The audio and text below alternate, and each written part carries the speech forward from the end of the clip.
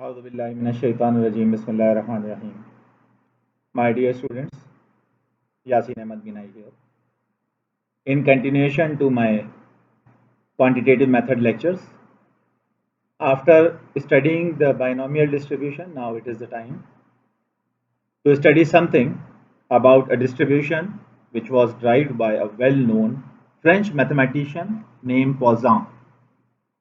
French में poison को पॉजा कहेंगे और फ्रेंच मैथमेटिशियन था। इसने क्या काम किया बेसिकली, ये इसने कोई नई डिस्ट्रीब्यूशन नहीं बनाई, बल्कि he started working on the PDF of binomial distribution and after getting the limit, after applying the limits and functions में आपने देखा होगा लिमिटिंग फॉर्म्स, फंक्शंस की लिमिटिंग फॉर्म्स होती हैं।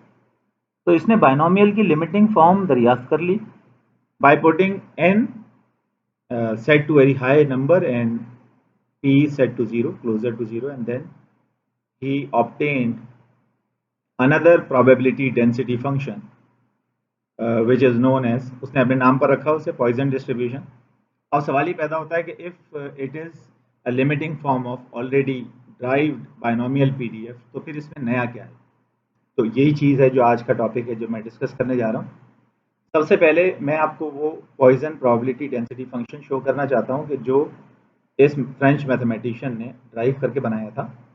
And here it is, you can see probability of capital X is equals to small X. This symbol is allocated for showing all the discrete probability density functions, because discrete probability distributions के अंदर x की values जो हैं इस function के अंदर रखने पर डायरेक्ट प्रोबेबिलिटीज मिलती हैं हमें, जबकि कंटिन्यूस फंक्शंस जो होते हैं उनमें पीडीएफ में वैल्यूज पुट करने पर प्रोबेबिलिटी नहीं बल्कि एक अदद प्लॉटिंग पोजीशन मिलती है और by means of using calculus probabilities तक पहुंचा जा सकता है। तो फिलहाल आप देखेंगे ये पीडीएफ क्या लिखा हुआ है, probability of capital X is equals to small X is equals to E raise to power minus lambda, lambda raise to power X divided by X factorial. अब एक्स फैक्टोरियल यहाँ पर है, लेमडा यकीनन ये एक ग्रीक लेटर है and we all know Greek alphabets जो हैं उनके अंदर वो ज़्यादातर यूज़ किए जाते हैं टू रिप्रेजेंट सम कोफिशिएंट्स और कांस्टेंट्स, पैरामीटर्स वगैरह। तो लेमडा है क्या बेसिकली वो भी मैं आपको बाद में बताऊंगा, फिलहाल मैं इसके डोमेन पे बात करूंगा। If you just remember the domain of binomial probability density function which was started from 0 and it ends up to the value of n, small n, जितनी भी ट्रायल्स होती हैं उनमें ये प्रोबेबल होती है बात कि उन पूरी ट्रायल्स में से या तो कोई भी सक्सेसिव नहीं आएगी एंट्री, या सारी की सारी ट्रायल्स जो हैं वो सक्सेसिव ट्रायल्स बन जाएंगी। लेकिन यहाँ पर इन्फिनिटी है, तो इन्फिनिटी होने की दो वजूहात मैं बता रहा हूँ आपको। पहली वजह मैथमेटिकल, याद कर लें, याद करने के लिए बता रहा हूँ आपको, मेरी इस बात को याद रखिएगा, जब भी आप किसी फंक्शन के अंदर ये ई देखें, you know what this E is, इसके बारे में भी मैं भी आपको बता देता हूँ, मेरे पास स्लाइड आगे मौजूद है। तो ई जहां भी जिस फंक्शन में भी होगा उस फंक्शन के डोमेन में कहीं ना कहीं माइनस इन्फिनिटी, प्लस इन्फिनिटी, या ये दोनों की दोनों एजेस, दोनों की दोनों इन्फिनिटी का साइन जो है वो एजेस पर मौजूद होगा। याद रखिएगा ये, क्योंकि ये भी एक लिमिटिंग फंक्शन है और ये कब यूज होता है, एक्सपोनेंशियल फैमिली ऑफ डिस्ट्रीब्यूशंस हैं बाकायदा स्टैटिस्टिक्स के अंदर, और एक्सपोनेंशियल फैमिली ऑफ डिस्ट्रीब्यूशंस जो हैं वो किस हद तक अपना रोल प्ले करती हैं, वो तमाम बातें मैं उस वक्त बताऊंगा जब मैं इसके बारे में बताऊंगा आपको। फिलहाल ये डोमेन आप लिख लें 0 से इन्फिनिटी, यानी इसकी वैल्यूज स्टार्ट होंगी वो 0, 1, 2, 3, 4, 5 up to unidentified undefined value तक जाएंगी। कब तक जाके रुकना है, क्या चलते रहेंगे प्रोबेबिलिटी में, ऐसा नहीं है। मैं आपको थ्रेशहोल्ड पर इसका सोल्यूशन बताऊंगा। इसके बाद लैम्डा डोमेन तो मैंने बता दिया 0 से इन्फिनिटी। ये जो लैम्डा है ये इसका वाहिद पैरामीटर है। बाइनोमियल में दो पैरामीटर्स होते हैं, रिमेंबर कौन कौन से दो पैरामीटर्स होते हैं, स्मॉल n और स्मॉल p की वैल्यूज दो अदद पैरामीटर्स हैं। जब तक ये गिवन नहीं होंगे we are unable to calculate the probabilities through binomial probability density function. यहाँ पर ये लैम्डा है। अच्छा, ये लैम्डा है क्या बेसिकली, लैम्डा के कई नाम हैं, यहाँ पर मैं दो शो कर रहा हूँ। लैम्डा जो है वो रेट ऑफ अकरेंस है। लैम्डा जो है इसी को एवरेज भी कहा जाता है, mean of a distribution. Rate of occurrence, rate of occurrence, rate of arrival, number of happenings with in a particular time space और इंस्टेंट। ये आपको मैं आपको तफसील से बता दूंगा कि रेट ऑफ अकरेंस। लैम्डा जो है फिलहाल एक पैरामीटर के तौर पर रखें। मैं आपको एक छोटा सा असाइनमेंट देने लगा हूँ, और वो असाइनमेंट, उस असाइनमेंट से पहले अगेन जैसे as I promise to you कि मैं आपको बताऊंगा कि ये ई क्या है। Basically it is called Euler's number, Napier's constant भी कहते हैं। आपने एलएन नेचुरल लॉग पढ़ा होगा, LN stands for natural log, right. LN का एक और नाम भी है नेपेरियन लॉग। और ये नेपियर्स जो है, ये साइंटिस्ट का जाहिर है इनके दरमियान ये बहस चलती रही कि या जो तारीख लिखने वाले हैं वो रूल आउट नहीं कर सके कि इन दोनों में से ये किसकी काबिश फ़िक्र है, लिहाजा दोनों के नाम से विकिपीडिया में ये मौसूम कर दिया इन्होंने। तो व्हाट इज यूलर्स नंबर और Napier's constant? It is represented by E. इसे एक्सपोनेंट ना कहिएगा या एक्सपोनेंशियल फंक्शन ना कहिएगा, क्योंकि exponential function 2 raise to power x भी हो सकता है। ये ई जो है basically it is said to be the life function. याद रखें, जहां पर लम्हे लम्हे का हिसाब आ जाए, ऐसी सिचुएशंस को जब मैथमेटिकली मॉडल किया जाता है तो वहां पर ई को यूज किया जाता है। मैं आपको 2-3 एग्जांपल से वाज़ेह भी करूंगा, फिलहाल मैं चल रहा हूँ। E is said to be the life function.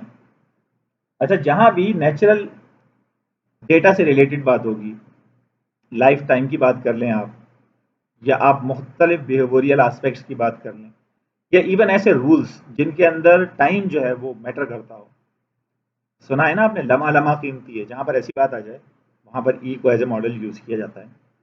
Well known normal distribution, जिसका हवाला अब पॉइजन डिस्ट्रीब्यूशन के बाद सुनेंगे आप लोग। नॉर्मल डिस्ट्रीब्यूशन में ये ई एक की रोल प्ले करता है। नॉर्मल डिस्ट्रीब्यूशन जर्मन मैथमेटिशियन ने बनाई थी, उसका नाम कार्ल फ्रेडरिक गॉस था। तो गॉस की कहानी भी मैं आपको उस वक्त सुनाऊंगा, लेकिन अभी तो मैंने आपको कहा है कि नॉर्मल डिस्ट्रीब्यूशन में यूज होता है, एक्सपोनेंशियल फैमिली ऑफ डिस्ट्रीब्यूशन है। एक्सपोनेंशियल डिस्ट्रीब्यूशन इटसेल्फ ई उसमें मौजूद होता है। पॉइजन डिस्ट्रीब्यूशन समझ लें एक डिस्क्रीट फॉर्म है एक्सपोनेंशियल डिस्ट्रीब्यूशन की। अब है क्या बेसिकली ई? ई एक फंक्शन का रिजल्ट है। देखिए, आप में से कई स्टूडेंट ये जानते नहीं होंगे। ई की वैल्यू जानते हैं आप लोग? गैस करें, यकीनन 2.71828 यही होती है ना। तो ये वैल्यू आई कैसे? अब मैं बता रहा हूँ आपको ये वैल्यू किस तरह से आई है। ई जो है इस फंक्शन का रिजल्ट है, bracket open, 1 plus X raise to power 1 upon X. ये 1 अपॉन एक्स जो पावर आ गई ना, इसकी वजह से ये फंक्शन जो है वो एक लिमिटिंग फंक्शन बन गया, जो कि इस चीज़ के ऊपर बाउंड है। अब आप देखें, एक्स के बाद ये जो टर्म है, ये जो सिंबल लगा हुआ है एरो का, इसको कहते हैं टेंड्स टू, यानी इरादा रखता है। हुआ नहीं है जीरो, इरादा रखता है जीरो होने का। तो सपोज अगर हम डायरेक्ट जीरो ही पुट कर दें, आपके ख्याल में क्या आंसर आएगा? 1 plus zero raise to power 1 upon zero. Since 1 upon zero is infinity, लिहाजा 1 की पावर कुछ भी हो 1 रहता है, ऐसा बिल्कुल नहीं है। डेल हॉस्पिटल रूल्स वगैरह सब अप्लाई होने लगते हैं यहाँ पर। तो मैं जीरो पुट करके देखता हूँ, आप भी अपने कैलकुलेटर में जीरो पुट करें एक्स की जगह। जब आप देखेंगे ना अपने कैलकुलेटर में ये पुट करके, तो आपको रिजल्ट मिलेगा इन्फिनिटी। जिन लोगों के पास रिजल्ट इन्फिनिटी नहीं आ रहा ना, यकीनन वो पावर में ब्रैकेट नहीं लगा रहे। तो अपने कैलकुलेटर में 1 plus X raise to power bracket में लिखिएगा 1 अपॉन एक्स, और एक्स की जगह जीरो पुट करके देख लीजिएगा इन्फिनिटी। गोया फंक्शन बिगड़ गया, तो फंक्शन आपने नाराज कर दिया इसको। तो टेंड्स टू इसीलिए लिखा जाता है कि ऐसी वैल्यू जिसके ऊपर पहुंचकर फंक्शन जो है वो नाराज हो जाए। नाराजगी से बचाने का क्या तरीका है? आप पोक करें उसे, थोड़ा बहुत छेड़ें। फेसबुक में टर्म यूज होती है ना, पोक। अब छेड़ना क्या है भाई? फंक्शन को ये बताना है कि हम बिल्कुल जीरो नहीं करेंगे, एक्स को हम जीरो नहीं करें, हमारी मजाल हम जीरो करें। हम एक्स को जो है वो 0.001 रख रहे हैं। आप ये सब जानते हैं कि ये 0.001 बेसिकली जीरो ही है। लेकिन अगर आप इस फंक्शन के अंदर ये x की जगह 0.001 रखेंगे, तो आप मुझे बताएं रिजल्ट क्या आ रहा है? रिजल्ट सीम्स टू बी 2.719 ना। इसी तरह जितना ज़्यादा क्लोजर टू जीरो रख सकें आप कैलकुलेटर में, तजुर्बा करके देख लें, ये फंक्शन रिफाइन हो के ये वैल्यू देता रहेगा 2.71828। तो इस तरह ये जो फंक्शन है, इसे नेपियर्स कांस्टेंट कहें या यूलर्स नंबर कहें, ये इस तरह से इजाद हुआ। ओके, यूलर्स नंबर की ये कहानी सुनाने के बाद मैं अब दोबारा से आपको पॉइजन डिस्ट्रीब्यूशन के पीडीएफ पे लेकर आऊँगा। एक छोटा सा असाइनमेंट दूंगा, तो be ready for the assignment. मैं नेक्स्ट पार्ट में आपसे